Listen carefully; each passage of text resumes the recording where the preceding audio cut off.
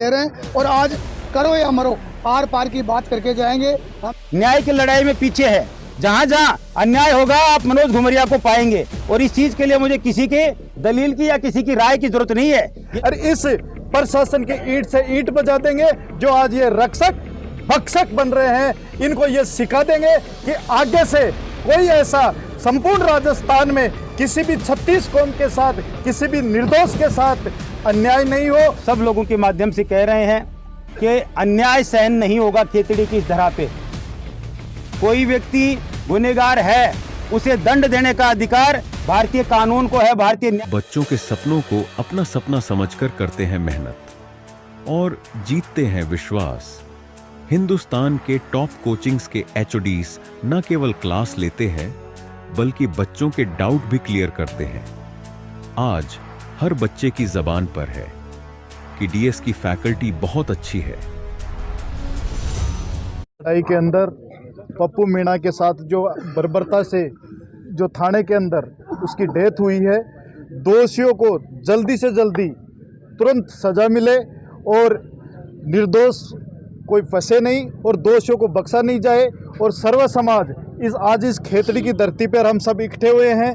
कल से हमारा संघर्ष जारी है और जब तक ये पीड़ित परिवार को, एक भाई की बहन को, एक उस विधवा को, एक 1.5 साल के बच्चे को, एक बुढ़े पिता को और उस बुढ़ी माँ को जब तक न्याय नहीं मिलेगा, जब तक हम यहाँ से इस जाजम से हटने वाले नहीं है। इस प्रशासन के ईंट से ईंट बजा देंगे जो आज ये रक्षक भक्षक बन रहे हैं, इनको ये सिखा देंगे कि आगे से कोई ऐसा संपूर्ण राजस्थान में किसी भी 36 कौम के साथ, किसी भी निर्दोष के साथ अन्याय नहीं हो। कोई दूसरा पप्पू मीणा के साथ अन्याय नहीं हो। ये इनके ताबूत में आज आखिरी कील ठोक के जाएंगे। धन्यवाद। देखिए, बड़ी पीड़ा और विडंबना है कि राजस्थान प्रदेश में जो लॉ एंड ऑर्डर की स्थिति बनी हुई है, उसी की घटनाक्रम को देखते हुए आज खेतड़ी में जो आमजन का आक्रोश देखने को मिल रहा है, यहाँ पे पुलिस के द्वारा बर्बरता की गई है और कानून व्यवस्था के नाम पे भोले भाले लोगों को पीट पीट के यहाँ मार दिया गया है। उसी का जन आक्रोशन और जन भावना लोगों में हमें देखने को मिल रही है और उसी चीज़ को लेके तमाम 36 कौम के नौजवान, बुजुर्ग, बहुत से जनप्रतिनिधि, काफ़ी संगठनों के लोग यहाँ पे मजबूती से अपनी उपस्थिति यहाँ दर्ज करवाई है और पीड़ित परिवार को किस तरह से न्याय मिले। और मैं तो लोकतंत्र का चौथा स्तंभ आप मीडिया बंधु हो, उनके माध्यम से भी कहना चाहूँगा कि आप लोग ईमानदारी से अपनी बात को रखते हुए, चेतना और जागृति को आधार मानते हुए प्रदेश सरकार में ये भी मैसेज दें कि मानव अधिकार आयोग इस पे संज्ञान ले, हाईकोर्ट इस पे संज्ञान ले और जो भी यथासंभव जो यहाँ के रेंज आईजी और डीजीपी लगे हुए हैं वो भी तुरंत प्रभाव से इस पे अपना एक्शन प्लान तैयार करें। और एक पुलिस के नाम पे एक धब्बा लगा है, एक भ्रष्ट, जिन्होंने एक रक्षक के रूप में भक्षक की जो भूमिका निभाई है, उस पर मजबूती से इस परिवार को राहत मिले। और हम उम्मीद और आकांक्षा करते हैं कि निश्चित रूप से जब तक हम इस पीड़ित परिवार को न्याय नहीं मिल जाए, हम हमेशा ऐसे मूवमेंटों पे हमेशा लोगों के बीच में रहे हैं और अपनी आवाज़ को और लोगों की आवाज़ को बुलंद करने की कोशिश की है। जब भी किसी दबी कुचले अपाहिज पे, किसी किसान मजदूर पे जब भी कोई अत्याचार होता है, वो भाई हमारा किसी भी कौम से हो सकता है, किसी भी धर्म से हो सकता है, उसके लिए मजबूती से हम लोग हमेशा तैयार रहते हैं और उसी चीज़ को लेकर हम आंदोलित हैं। और निश्चित रूप से जब तक पीड़ित परिवार को न्याय नहीं मिल जाता, हम ये संघर्ष जारी रखेंगे। धन्यवाद। बड़े दुख के साथ कहना पड़ रहा है कि जो कानून के रखवाले हैं, जिनसे हम लोग न्याय की उम्मीद करते हैं, वही कानून को तोड़ रहे हैं, कानून को अपने हाथ में ले रहे हैं। पप्पू राम मीणा, जिसको 6 दिन से लगातार पुलिस कस्टडी के अंदर टॉर्चर किया जा रहा था, विभिन्न प्रकार की यातनाएं दी जा रही थी और उसके कहीं पे भी कानून के मुताबिक किसी रिकॉर्ड के ऊपर उसे गिरफ्तार नहीं दिखाया गया, नहीं जो उसके अधिकार हैं, जो हमारा कॉन्स्टिट्यूशन कहता है, संविधान के मूल अधिकारों के अंदर 21A में देह की स्वतंत्रता और देह की रक्षा का मूल अधिकार इंसान को दिया गया है।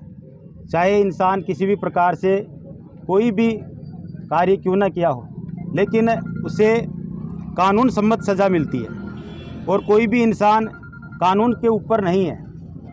तो मेरा मानना है कि जिस प्रकार से ये कृत्य हुआ है इसकी कड़े शब्दों में निंदा होनी चाहिए और जो दोषी लोग हैं उनके खिलाफ धारा 302 में मुकदमा दर्ज करके और उनकी गिरफ्तारियां होनी चाहिए।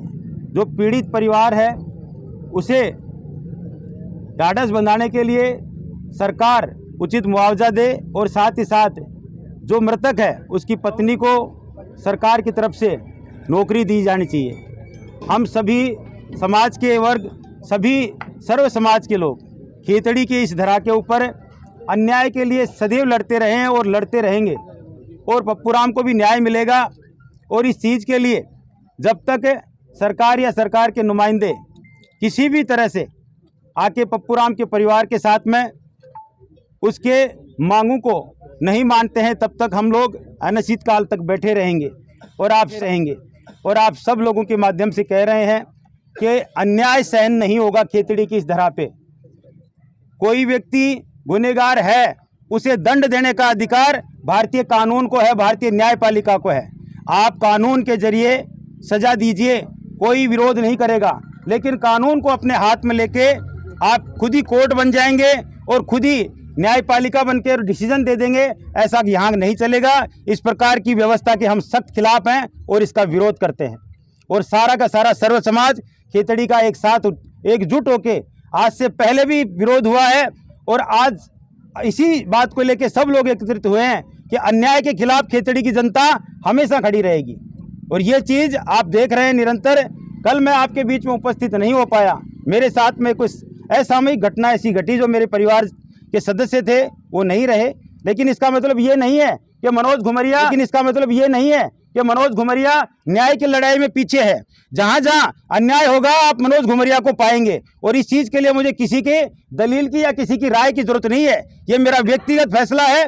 मेरे अंदर एक इंसान बसता है और मैं इंसान हूँ और इंसान की पीड़ा जानता हूँ और मुझे मालूम है कि हिंदुस्तान का कानून क्या कहता है और उस कानून को पालना करना, उसको सर्वोपरि रखना ही मनोज घुमरिया का ध्येय है। बहुत बहुत धन्यवाद आप सब लोगों का। हम गांधीवादी तरीके से धरना दे रहे थे, प्रशासनिक अधिकारियों से हमारी वार्ता भी हुई लेकिन हमारी सहमति नहीं बनी। आज हम आर पार की लड़ाई लड़ने के लिए आए हैं और बड़ी तादाद के अंदर मीणा समाज ही नहीं सर्व समाज के लोग आज हिस्सा ले। आज हम आर पार की लड़ाई लड़ने के लिए आए हैं और बड़ी तादाद के अंदर मीणा समाज ही नहीं सर्व समाज के लोग आज हिस्सा ले रहे हैं और आज करो या मरो आर पार की बात करके जाएंगे। हमें पूर्ण विश्वास है जिस प्रकार से हमारी सीएमओ से बात हो रही है, रेंज आईजी से बात हो रही है, डीएम से बात हो रही है, निश्चित तौर पे हम जो मांग कर रहे हैं हमारी मांगों पे अमल किया जा रहा है और हमें कॉन्फिडेंस है कि हमारी जो मांगे हैं उन पे प्रशासन ठप्पा लगाएगा, मोहर लगाएगा। हमारी मुख्य जो मांग है वो गिरफ्तारी की है, नहीं तो वरना तो कल सहमति बन सकती। रही बात सरकारी नौकरी की तो संविदा पे नौकरी दी रहेगी, ये लोग बात कर रहे हैं। हमारी जो संघर्ष कमेटी है वो सर्वसम्मति से निर्णय लेगी। अकेला सुरेश मीणा सक्षम नहीं है, सारे लोग जितने भी लोग हैं सर्व समाज के लोग हैं, सब लोग हम तय करेंगे और फिर उसके बाद में जजमेंट देंगे। धन्यवाद मीडिया का।